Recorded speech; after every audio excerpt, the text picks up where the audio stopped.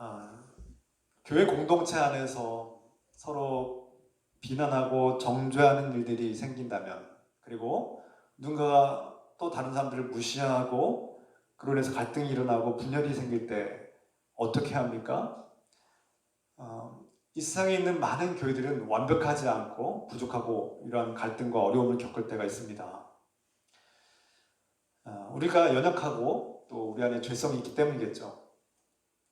바울은 이 신앙 공동체, 주님의 교회가 갈등과 분열을 겪고 이렇게 아파하는 것을 뛰어넘고 이 갈등을 극복하기 위해서 한 마음이 되라고, 한 마음 하나가 된 공동체를 이루기 위해서 어떻게 해야 되는지 우리에게 중요한 교훈과 또 윤리적 기준과 성경의 복음 안에서의 해결책을 우리에게 제시하고 있습니다.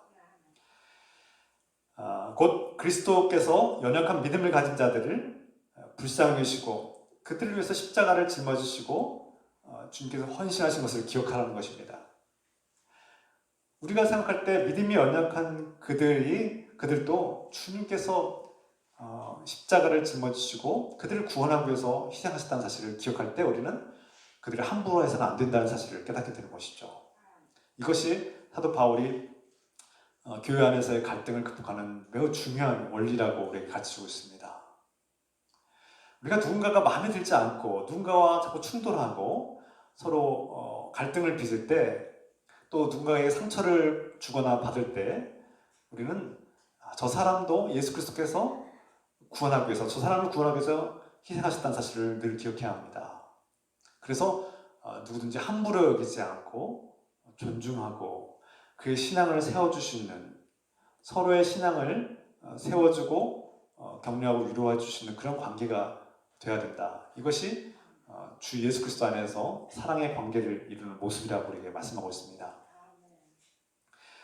그래서 공동체 안에서 개인의 자유와 권리가 공동체와 충돌할 때 서로 받아들이는 신앙, 서로 받아들이는 윤리, 그런 태도가 서로 프로스 람바노의 태도가 우리에게 매우 중요하다, 그렇게 말씀드렸습니다. 여기서 서로의 견해가 또는 가치관과 문화가 다르고 그로 인해서 충돌할 때 서로를 존중하고 세워주는 책임이 있다는 그런 책임의 윤리를 동시에 말하고 있는 것이죠. 그래서 우리 그리스도인들의 윤리는 서로의 신앙에 대한 책임감을 가져야 된다, 그렇게 말씀드렸습니다. 특히 믿음이 강한 사람들, 이방인 그리스도인들일 것이라고 말씀드렸죠. 그들이 믿음이 약한 사람들, 유대인 그리스도인들, 그들이 상처를 받거나 또 무시를 당하지 않도록 우리가 보호하고 배려하고 또 우리의 신앙의 자유를 절제하고 내려놓아서 우리의 자유를 절제하고 내려놓는 그것이 사랑이다. 우리가 실천해야 될 그리스도인들의 윤리다고 말씀드렸습니다. 우리 교회 안에는 믿음이 강한 사람이 있고 복음의 확신을 가지고 살아가는 사람이 있는가 하면 반면에 여전히 아직도 복음에 대한 확신이 없고 복음이 무엇인지 잘 모르고 또 복음이 알긴 알지만 그것이 삶에 체험되지 않고 여전히 세상의 어떤 기준과 세상의 어떤 이전의 삶, 그리스도를 받아들이기 이전의 삶을 아직 벗어버리지 못한 분들이 종종 있습니다. 그래서 믿음이 강한 자가 있는가 하면 믿음이 연약한 자가 함께하는 이 공동체가 어떻게 하면 상처를 받지 않고 상처를 주지 않고 서로의 신앙을 보호하고 그들의 신앙이 성장하고 성숙할 수 있도록 도울 것인가, 우리가 이것에 대한 진지한 고민과 성찰이 있어야 된다는 말씀입니다. 우리 느기쁨교회 공동체는 믿음이 연약한 사람들이 있거든. 그들을 함부로 하거나 무시하거나 그들이 상처받도록 내버려두지 않는다는 것입니다. 그래서 우리가 그들이 상처를 받고 시험에 들어서 넘어지고 이탈하는 현상이 생긴다면 우리에게 책임이 있다는 거예요. 때로는 목사에게도 책임이 있지만 여러분들에게도 동시에 책임이 있다는 사실을 늘 기억하셔서 우리의 말과 행동에 늘 지혜롭게 하나님 은혜 가운데 말씀에 순종하는 그런 모습을 보여야 합니다. 바울은 이러한 그리스도인들의 신앙생활의 모든 윤리, 공동체와의 관계돼서 분명한 기준과 또 목적과 그런 근거를 우리에게 제시하고 있는데요. 바울이 이렇게 지나칠 만큼 14장, 15장에 이르면서 길게 강조하면서 우리에게 이렇게 거듭 말씀드린 이유는 그만큼 이 문제가 주님의 교회의 중요한 문제였고 우리 신앙생활에 중대한 교훈이 되기 때문입니다. 그런데 이 바울이 말씀을 들은 로마 교인들의 반응이 어땠을까요? 때로는 바울이 우리 한글로 번역된 이 사도 바울의 말씀을 그의 특징 어조나 어투나 그런 말투를 우리가 정확하게 전달하지 못할 때가 있는데요. 번역의 한계일 수도 있는데요. 사도 바울의 이 말씀과 가르침이 때로는 신랄하고 누군가에게는 상처가 될 수도 있고 기분 나쁘게 들릴 수도 있다는 것입니다. 제가 여러분들을 사랑하고 존중하면서 여러분들의 신앙이 더 성장하고 성숙하길 바라는 마음으로 주님을 더욱더 사랑하고 주의 진리의 말씀에 순종하는 삶을 살기 원하는 마음으로 설교를 하지만 어떤 분들은 그 말씀을 듣고 기분이 나쁘거나 오해를 해서 상처를 받기도 하고 때로는 자신을 비난하는 소리로 들을 때도 있습니다. 그래서 그 설교의 본질적인 목적이 훼손되고 오히려 관계가 악화되는 경우도 있습니다. 목회를 하다 보니까 어떤 말씀을 성경 말씀을 제가 주로 강해 설교를 하는데 성경 말씀을 깊이 풀어서 그 말씀이 우리에게 무엇을 원하는지를 무엇을 말씀하시는지를 전하면 어떤 교인 중에는 목사님이 나를 비난하고 공격했다라고 생각해서 화를 내고 상처를 받아서 분노하신 분들을 가끔 만납니다. 사도 바울도 바로 그런 걱정을 하고 있는 거예요. 사도 바울의 말씀은 진리입니다. 하나님께서 기뻐하신 말씀이에요. 옳은 말씀입니다. 그런데 이 말씀을 듣고 로마 교인들 중에 어떤 이들은 불쾌했을지도 모릅니다.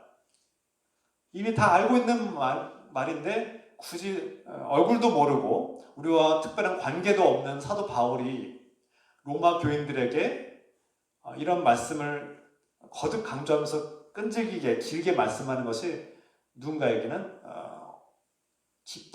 달갑지 않을 수도 있다는 것이죠. 사도 바울은 그것을 염두하고 있는 것입니다.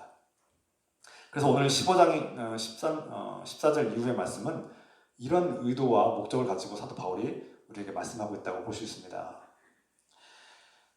그래서 저도 늘 기도합니다.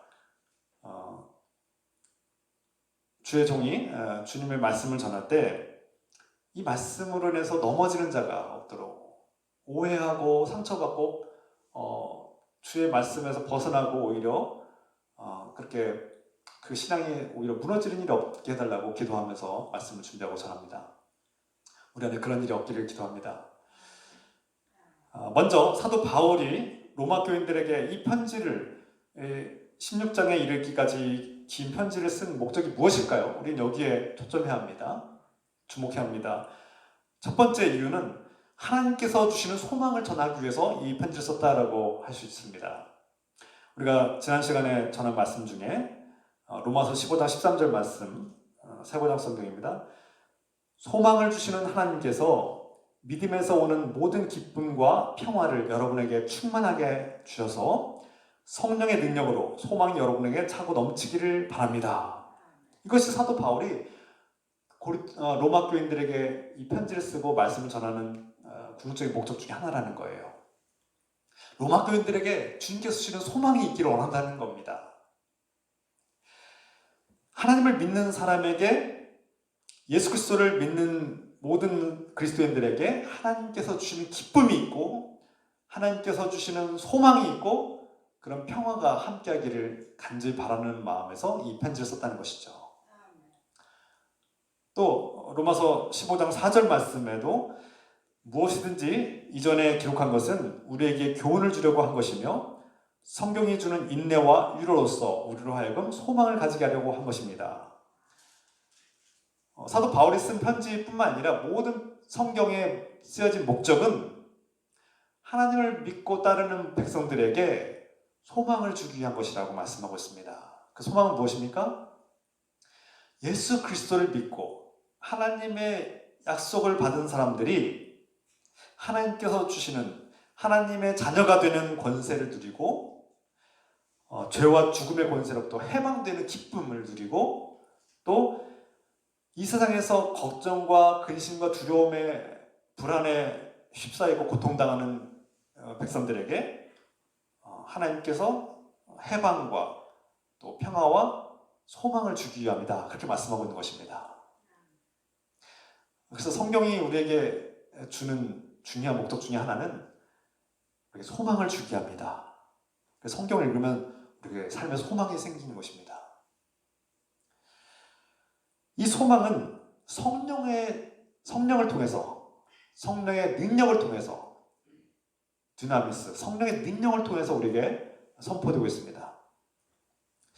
이 소망은 우리가 얻으려고 노력하고 우리가 연구해서 얻는 것이 아니라 성령이 주실 때 얻는 것입니다.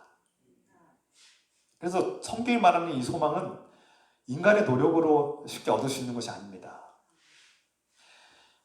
주님께서 우리의 연약함과 죄성을 용납하셨고 우리를 있는 그대로의 모습을 받아주시는 그 은혜를 누리는 것이 바로 소망이죠. 이 성령의 능력으로 소망을 얻는 사람들은 이 어두운 현실과 절망을 이길 수 있는 힘과 능력을 얻습니다.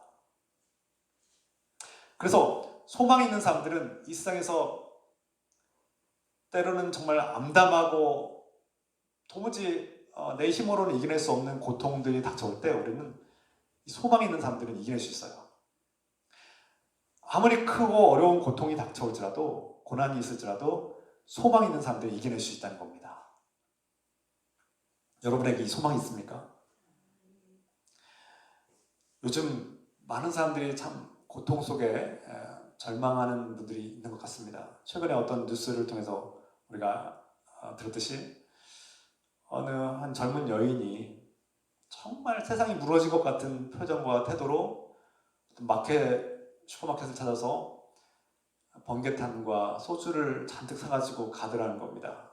이 모습을 본 이 주인이 직감한 거예요. 번개탄과 소주를 사가지고 힘없이 맥없이 저렇게 가는 모습이 정말 인생을 포기한 것 같은 모습이었던 것이죠. 그 뉴스를 보면서 참 가슴이 아팠습니다.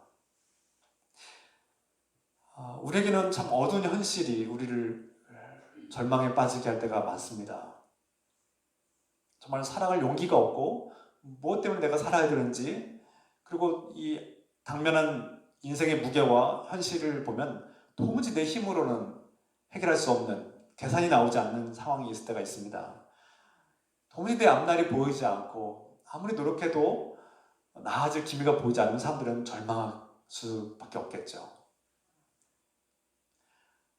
그러나 우리에겐 소망이 있습니다. 저 여러분들에겐 그리스도께서 주시는 성령의 능력으로 얻을 수 있는 소망이 있습니다. 살아갈 희망이 있다는 것입니다.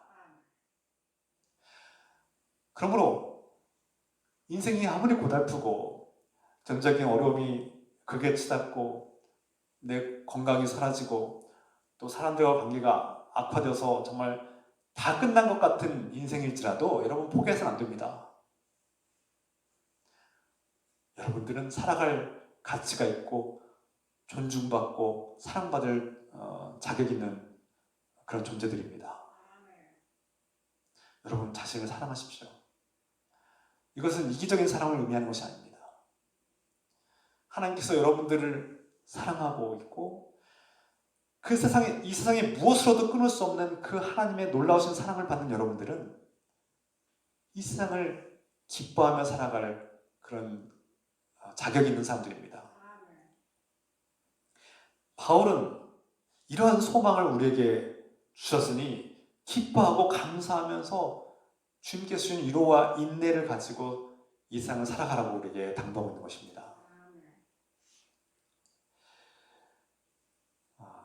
사도 바울이 성령 안에서 소망을 얻기를 바라는 마음으로 이 세상의 절망을 이기고 주님께서 주는 위로와 소망을 얻고 살아가기를 바라는 마음에서 이 편지를 썼다는 것이죠.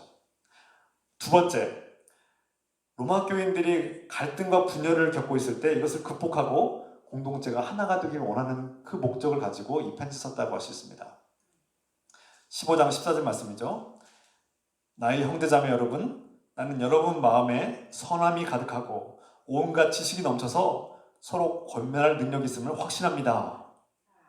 사도 바울이 로마 교인들이 자신의 가르침에 순종할 의지가 있다고 확신하고 있습니다. 자신의 가르침을 선하게 기쁘게 받아들이고 이 말씀에 따라서 변화될 것을 기대하고 있는 것이죠. 그냥 단순한 기대가 아니라 확신하고 있다고 말씀하고 있습니다. 이런 신뢰를 바탕으로 바울은 로마 교인들에게 너희는 서로 권면할 능력 있는 자이다 이렇게 말씀하고 있죠. 내가 보니 너희는 충분한 복음에 대한 말씀에 대한 지식과 능력이 있어서 서로 잘못된 것을 고쳐나가고 바로잡을 수 있는 능력이 있다는 것입니다. 누데테오, 권면하다, 권하다. 이 누데테오라는 단어는 충분히 경고하고 충고하고 잘못된 것을 고치고 바로잡을 수 있는 능력을 말하는 것입니다. 권할 수 있는 자. 우리 교회 권사님들을 세우죠. 권사님들이 바로 이런 능력을 가진 또 이런 역할을 해야 되는 사람들입니다. 권하는 자. 잘못된 것을 충고하고 바로잡고 올바른 길로 갈 수 있도록 노력할 수 있는 힘이 있다는 거죠. 바울의 가르침을 따라서 자신들의 잘못을 인정하고 공동체가 하나가 될 수 있도록 자신들의 개인의 자유와 권리를 내려놓고 사랑하기 때문에 양보할 수 있는 그런 능력이 있다는 것입니다. 그런 확신이 있다는 거예요. 바울은 로마 교인들이 이 복음의 본질을 회복하고 공동체 안에서 서로 받아들이려는 그 마음과 태도를 가지라고 그렇게 말씀하고 우리에게 선포하고 있습니다. 이것이 사도 바울의 이 말씀을 공동체가 받아들이고 변화가 되어서 그 갈등과 분열과 그 어려움을 극복해내리라는 믿음과 확신을 가지고 있다고 선포하는 것이죠. 이를 통해서 사도 바울은 로마 교회가 다시금 한마음 한뜻이 되어서 하나님을 영화롭게 하고 하나님을 기쁘시게 하는 복된 공동체가 되리라는 확신을 가지고 있다고 그렇게 선포하고 있습니다. 이것이 사도 바울이 공동체가 하나가 되고 한마음이 되기를 바라는 목적에서 이 편지를 썼다고 우리에게 말씀하고 있는 것이죠. 세 번째, 바울이 로마 교인들에게 편지를 쓴 목적 중에 또 하나의 중요한 목적은 자신의 사명 때문입니다. 바울의 사명은 무엇입니까? 오늘 말씀처럼 바울의 사명은 하나님의 은혜를 통해서 로마 교인들을 하나님께 제물로 드리기 위해서라고 말씀하고 있습니다. 우리 본 말씀 다시 한번 읽어봅시다. 15절과 16절 말씀 같이 읽겠습니다. 16절. 이 은혜는 곧 나로 이방인을 위하여 그리스도 예수의 일꾼이 되어 하나님의 복음의 제사장 직분을 하게 하사 이방인을 제물로 드리는 것이 성령 안에서 거룩하게 되어 받으실 만하게 하려 하십니다. 이것이 사도 바울의 사명이라고 선포하는 것이죠. 고백하고 있습니다. 바울은 하나님의 은혜를 받았고 그 은혜로 로마 교인들을 하나님께서 기뻐하시는 제물로 드리기 위해서 내가 지금 이 사역을 감당하고 있다 이렇게 말씀하고 있습니다. 그는 자신이 이 일을 하는 것은 하나님께서 은혜를 베푸셨기 때문이다. 이것이 전제죠. 우리가 지금 살아가고 있고 하나님의 일에 동참하는 이 모든 것은 하나님께서 우리에게 자격 없는 우리에게 은혜를 베푸셨기 때문이다. 이것이 출발점입니다. 하나님의 은혜가 출발점이죠. 그래서 우리가 자신을 그리스도의 예수의 일꾼이라고 소개하고 있죠. 복음의 제사장이다. 나에게 하나님께서 복음의 제사장으로서의 직무를 감당하도록 허락하셨다. 이런 말씀입니다. 여기서 일꾼이란 단어가 중요합니다. 일꾼, 레이투르고스. 이 레이투르고스라는 말은 본래 제사장이라는 의미를 가지고 있습니다. 하나님께서 맡겨주신 그 제2의 직무를 감당하는 사람이 바로 제사장인데 이방인들이 스스로 구원받을 수 없기 때문에 하나님은 사도 바울을 통해서 그들을 하나님께서 기뻐하실 제물로 바칠 수 있도록 그를 제사장으로 삼으셨고 제사장의 직무를 부여하셨다는 것입니다. 이것이 사도 바울의 사명이다. 이것이 나의 사명이라고 선포하고 있는 것이죠. 율법의 약속 아래에 있을 때 모든 사람들은 제사장에게 제물을 바치고 그 제사장이 그 제물에 피를 흘림으로써 그 죄인의 죄를 그 짐승이 대신 짊어지고 죽임을 당함으로써 용서함을 받는다는 이 원리가 구약시대의 그런 약속이었습니다. 그런데 이제 사도 바울은 하나님께서 율법을 통해서 주신 약속의 시대는 끝났고 이제 새로운 시대가 시작됐다. 예수의 시대.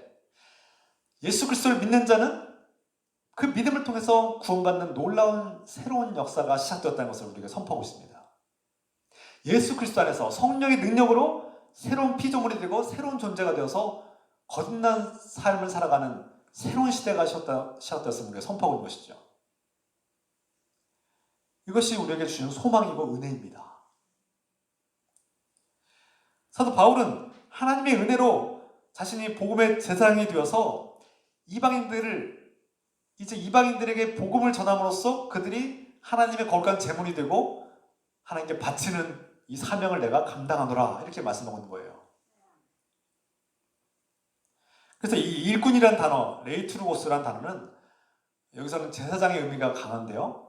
그런데 이 레이투르고스라는 이 단어가 일꾼, 나중에는 하인이라는 의미로 또 해석할 수가 있습니다. 좀 더 나누겠습니다. 레이투르고스라는 이 단어가 제사장을 의미하고 있고 또 때로는 공복, 하인이라는 의미로 쓰입니다. 좀 더 강하게 얘기하면 하나님의 심부름꾼이라는 의미도 있습니다. 이 말씀은 로마서 12장 1절에서 우리가 이미 나눈 말씀과 동일한 말씀이죠. 12장 1절 그러므로 형제 여러분 하나님의 자비가 이토록 크시니 나는 여러분에게 권고합니다. 여러분 자신을 하나님께서 기쁘게 받아주실 거룩한 산 제물로 바치십시오. 이것이 여러분이 드릴 진정한 예배입니다. 사도 바울은 그 이방인들이 자신에게 맡겨주신 그 사명이 이방인들을 하나님의 제물이 되게 하는 것, 그들을 자신의 제사장의 직무를 감당함으로써 하나님께 그들을 바친다고 말씀하고 있죠. 그런데 18절 말씀을 봅시다. 우리가 18절 말씀 다시 읽어봅시다.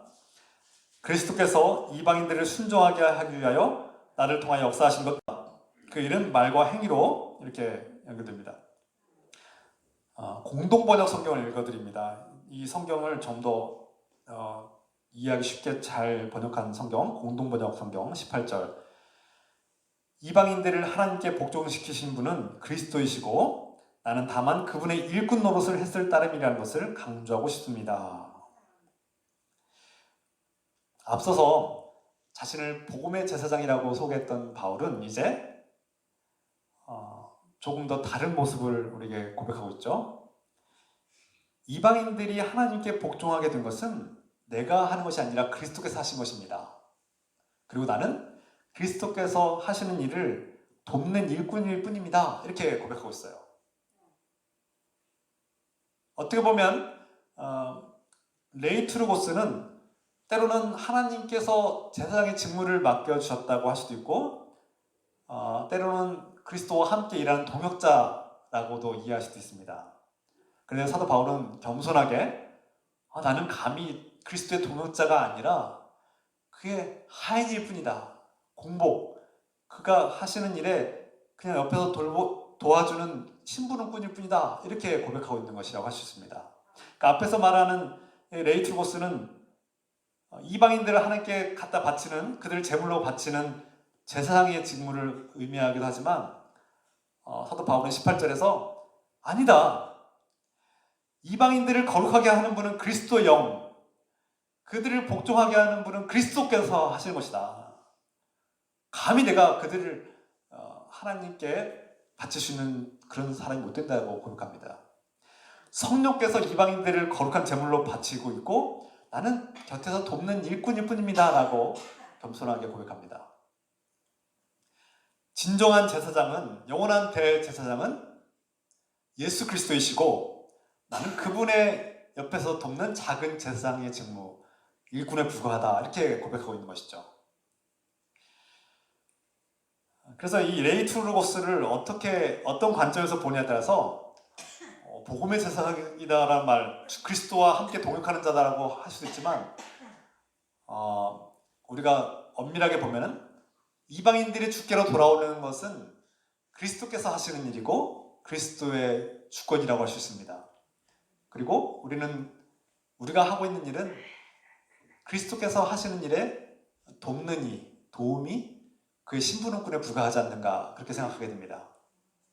이것이 사도 바울의 말씀입니다. 하나님을 모르고 또 하나님을 거부한 이방인들, 그들을 하나님께로 복종하게 하고 돌아오게 하는 일은 그리스도께서 하실 일입니다. 우리가 누군가를 선교하고 전도한다고 할 때 내가 하는 것이 아니라 그리스도께서 하신다는 믿음과 확신을 가지고 해야 합니다. 누군가가 하나님을 모르고 있던 사람이 하나님을 거부하고 하나님과 상관없이 살던 누군가가 주께로 나와 회개하고 주 예수 그리스도를 영접하는 일은 우리가 하는 것 같지만 이미 그리스도께서 하시는 일입니다.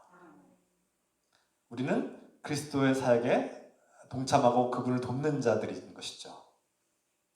우리가 하고 있는 이 목회와 또 봉사와 섬김과 직무들과 직책과 또 우리가 교회 밖에서 하는 모든 일들이 내가 하는 것 같고 내가 그리스도를 위해서 하는 것 같지만 본질적으로 우리가 겸손하게 정직하게 돌아보면 그 모든 일들은 그리스도께서 하시는 것이죠. 그리고 우리는 그분의 심부름꾼일 뿐입니다. 그분의 하인, 그분이 기뻐하시는 사역에 우리는 따라가는 자들인 것이죠. 이 태도는 매우 중요한 것을 우리에게 의미합니다. 내가 그리스도를 위해서 일하고 내가 그리스도의 편에 서 있는가, 내가 그리스도의 일을 하고 있는가가 아니라 그리스도께서 하고 있는 그 일을 내가 돕는 자로서 그리스도께서 나를 통해서 일하시는 그분의 통로가 되고 그분의 심부름꾼이 되고 그분의 도구가 되는 것이 아닌가요? 이 두 가지는 미묘한 차이지만 큰 결과를 나타내고 있습니다. 내가 전도하고 내가 사역하려고 하는가, 아니면 그리스도께서 나를 통해서 일하시고 내가 그분의 통로가 되고 도구가 되는가? 여러분들은 지금 어떤 위치에 있습니까? 우리가 어떤 그리스도의 사역을 감당하고 봉사와 직무를 감당할 때 못하겠어요. 나 그만둘래요. 힘들어서 그만두겠습니다. 더 이상은 못 해먹겠습니다. 나는 능력이 없습니다. 자격이 없습니다. 라고 말씀하시는 분들을 종종 만나는데 물론 그런 일리는 있습니다만 엄밀하게 우리가 성경적 관점에서 바라보면 우리가 그리스도의 사역에 동참하는 것이고 그분이 이미 하시는 일, 이방인들을 복종하게 하시는 것을 내가 돕는 자라면 내가 능력이 없고 내가 부족하고 연약할지라도 순종하는 마음으로 할 수 있지 않겠습니까?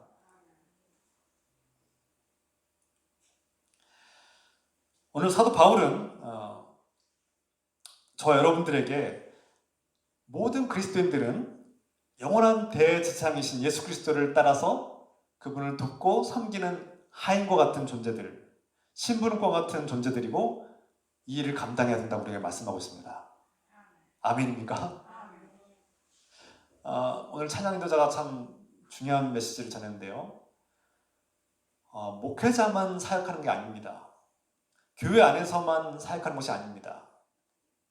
여러분들이 하고 있는 그 모든 일들, 가정에서나 일터에서나 직장에서 하는 그 모든 일들이 하나님과 관계된 일이고 하나님께서 기뻐하시는 일들이고 하나님께서 맡겨주신 하나님의 은사에 따라서 맡겨주신 거룩한 일입니다.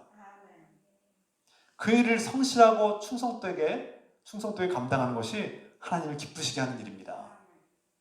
그러므로 우리 기독교의 숭고한 정신은 일에 대한 귀천이 없습니다. 모든 일은 하나님께서 필요하기 때문에 맡겨주셨고 그 사람의 은사에 따라서 능력에 따라서 맡겨주신 천직인 것이죠. 그러므로 어떤 직업은 고귀하고 어떤 직업은 천하고 교회 안에서 하는 사역들은 하나님의 일이고 교회 밖에서 하는 사역들은 하나님과 상관없는 일이라고 말하는 것은 매우 위험한 비기독교적인 얘기입니다. 제가 누누이 말씀드렸죠. 그것은 로마 그리스 세계관이고 세상이 만든 기준이라고 말씀드렸습니다. 그래서 복음의 기준과 또 성경적 기준에 부합하지 않는 말이라고 말씀드렸습니다.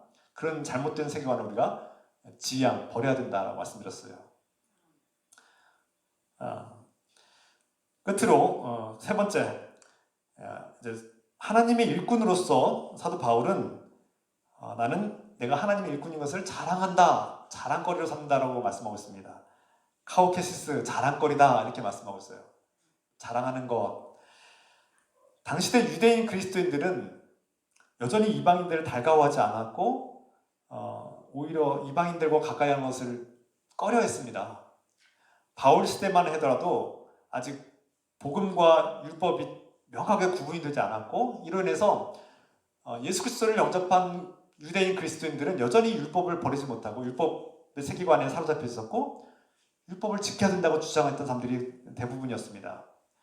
유대인들은 이방인들을 수치라고 여겼습니다. 그들은 죄인들이고 가까이 해서는 안 되는 종족들이었습니다. 그런데 사도 바울이라는 사람은 이 이방인들이 하나님의 자녀들이라고 선포하고 있고 그들이 그리스도의 몸이라고 말씀하고 있고 예수 그리스도가 그들을 위해서 십자가에서 헌신하셨다고 말씀하니 받아들이기 어려운 상황이었을 것입니다. 이러한 상황에서 사도 바울은 자신이 이방인들의 제사장, 이방인들을 위해서 보냄받은 하나님의 일꾼이라고 선포하는 것은 매우 독특하고도 정말 용감한 표현이라고 할 수 있는 것이죠. 그리고 로마 교인들에겐 어떤 용기와 희망을 줬을 것입니다. 나는 이방인들을 전도하는 하나님의 일꾼이라고 선포하는 것이 자랑스럽다. 세상에서는 유대인들은 나를 무시할지 모르고 나를 이상하다고 여기고 나를 달가워하지 않을지 모르지만 나를 존중하지 않을지 모르지만 나는 이것이 얼마나 기쁜 일이고 자랑거리인지 나는 자부하노라 이렇게 말씀하고 있는 거예요. 당시대 고대 로마인들, 많은 고대인들, 이방인들은 로마 황제를 키리오스, 주님이라고 불렀습니다. 키리오스. 그들의 주인은 로마 황제예요. 그런데 로마 황제, 그 주님이 되는 로마 황제가 자신들에게 어떤 일을 맡겨주고 어떤 직책을 주면 가문의 영광으로 여겼습니다. 기뻐했습니다. 큰 자랑거리로 여겼습니다. 그들은 때론 권력을 쟁취하기 위해서 전쟁에 참여하고 명예를 위해서 목숨을 바쳤죠. 그게 로마인들의 모습이었습니다. 그렇게 쟁취한 권력이나 부유함이나 어떤 인기와 명성이 있을 때 그들은 그것을 세상에서 큰 자랑거리로 여겼고 가문의 영광으로 여겼습니다. 반면 사도 바울은 그런 영광, 그런 자랑거리가 아니라 나에겐 하나님의 일꾼, 내가 하나님의 일꾼이라는 사실이 자랑스럽다고 말씀하고 있습니다. 여러분들은 인생에 무엇을 자랑하고 살아가고 있습니까? 세상은 부귀와 부요함과 권세와 어떤 인기와 명성과 명예를 자랑스럽게 여기고 자랑하고 있죠. 그런데 우리 그리스도인들은 내가 하나님의 일꾼임을, 하나님께서 나를 통해서 일하시고 나를 불러서 사용하신다는 사실을 자랑하는 것이 마땅합니다. 우리에게 이러한 자랑거리가 있기를 소망합니다. 로마 황제와 비교할 수 없이 지극히 높고 위대하신 하나님께서 우리를 불러주셨고 우리를 하나님의 일꾼이라고 부르셨고 삼으셨습니다. 이것이야말로 우리에겐 이 세상과 비교할 수 없는 큰 영광이고 기쁨이고 자랑거리입니다. 여러분, 자부심을 가지고 당당하게 살아갑시다. 세상은 우리를 존중하지 않을지 모르지만 우리는 하나님께서 인정하고 하나님께서 존귀하게 여기는 하나님의 거룩한 자녀들이고 일꾼들입니다. 마지막으로 이제 오늘 말씀을 전하고 마칩니다.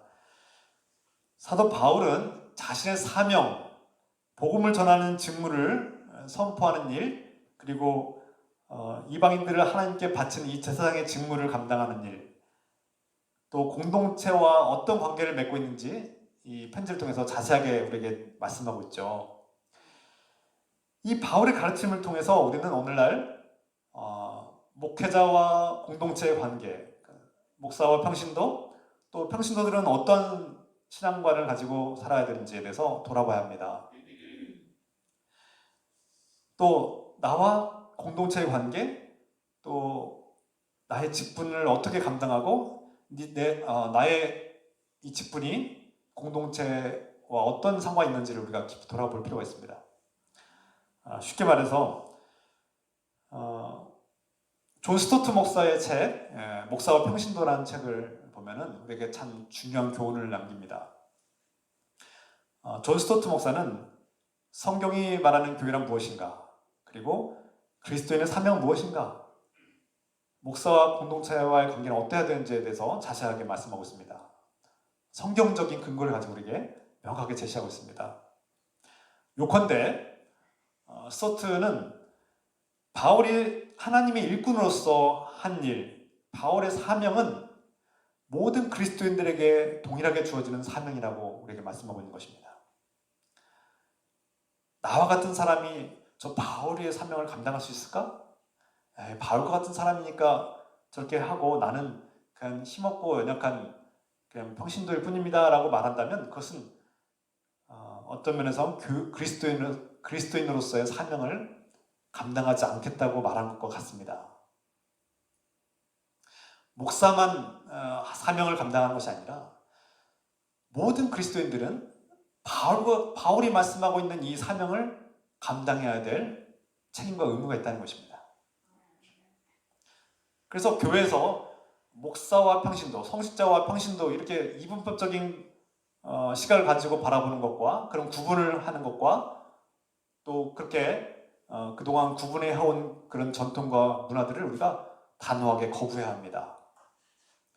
엄밀하게 성경 안에서, 복음 안에서 우리가 모든 그리스도인들은 바울과 같은 사역을 감당해야 되고 목사와 동일한 사역을 감당해야 합니다.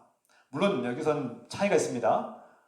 하나님께서 맡겨주신 은사에 따라서 목사가 감당하는 사역의 영역이 있고 여러분들이 하나님께서 주어진 은사에 따라서 감당해야 될 그런 구체적인 사역들의 영역이 차이는 있습니다.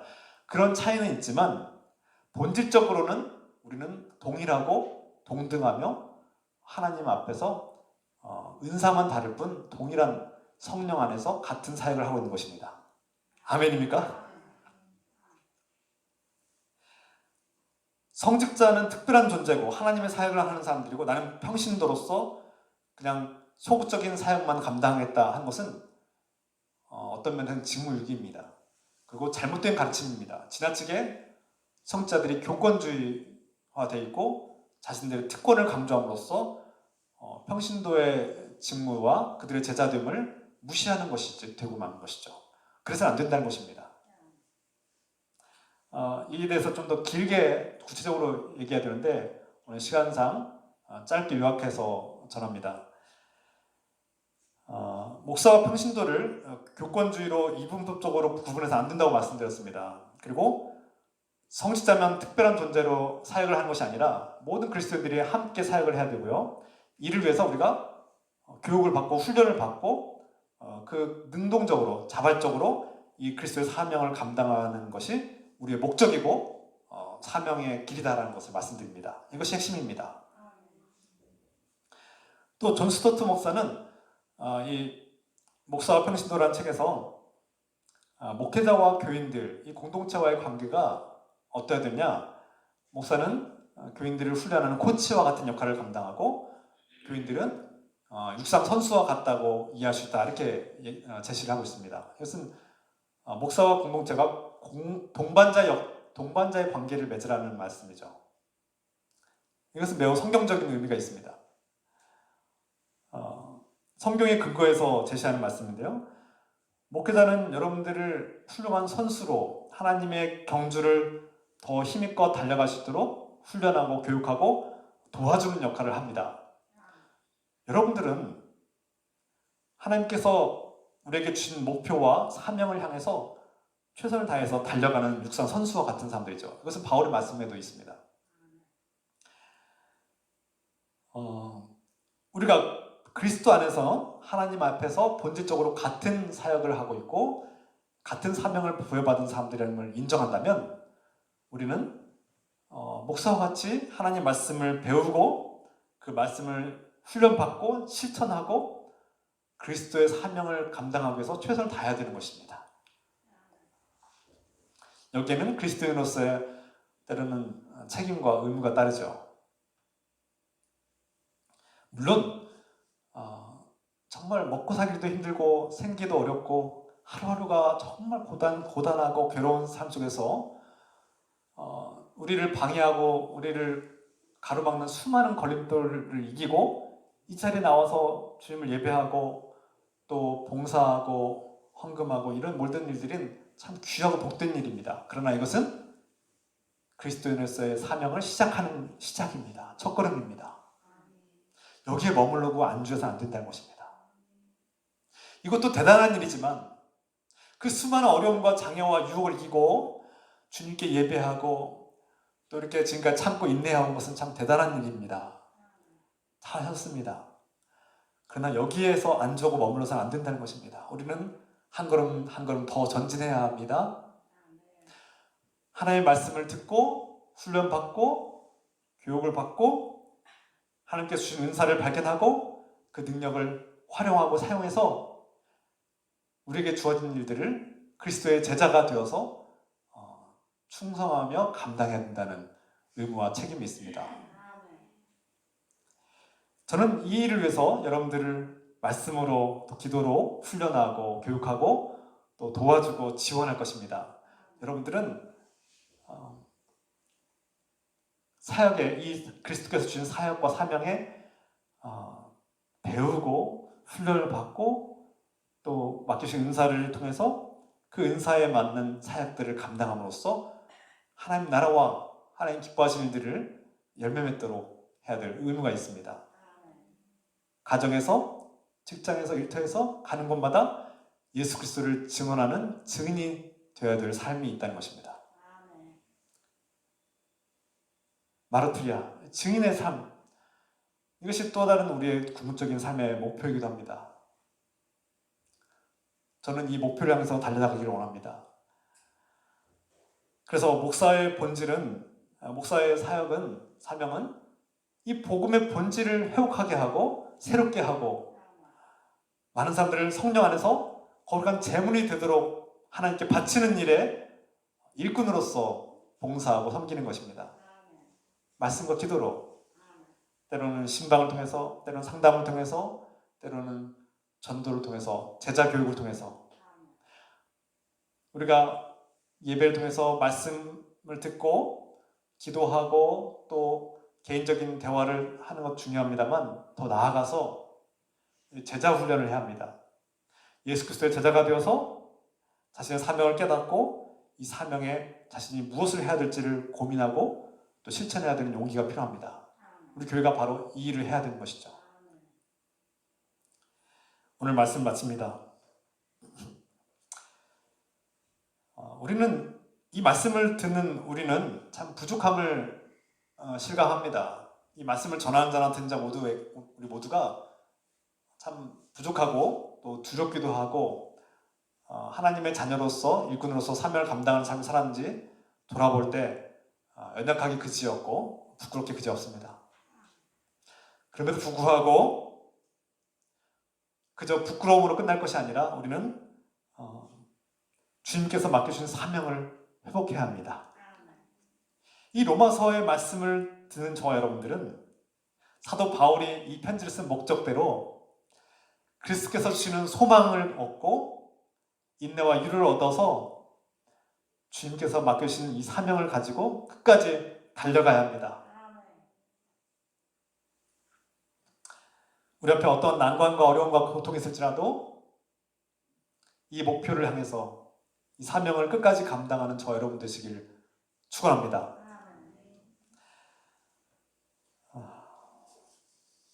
그리스도께서 이방인들을 복종하게 하시고 하나님께서 기뻐하시는 거룩한 산 제물로 바치는 일에 쓰임받는 일꾼이 됩시다. 주님을 믿고 의지하는 저 여러분에게 하나님께서 주시는 위로와 소망이 가득하기를 축원합니다. 저는 이러한 확신을 가지고 이 말씀을 듣는 저 여러분들이 이 말씀대로 살아가고 변화될 것을 확신합니다. 기도합시다.